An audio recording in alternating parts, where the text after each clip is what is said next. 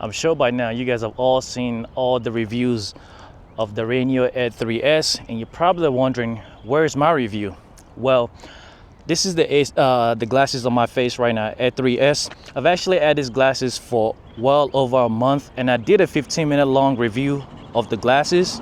The thing that I was unaware of at the time of making the video was that the glasses was gonna come out so cheap at $219 for the first week and $269 afterwards.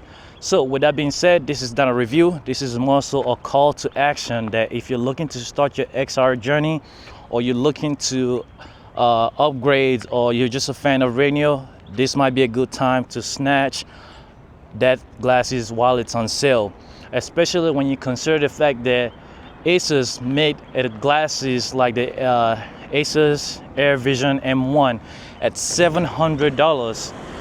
Meanwhile, the RayNeo Air 3 has a much better display, much better speaker than that glasses. Yeah, you know. But anyways, if you have any questions, feel free to comment, ask in the comment section. If you want one, there's going to be a link in the description. As always, 100% my opinion. I'm not a salesperson. I will always try to give you guys an honest and fair review. But I'll catch you guys in the next one. Peace.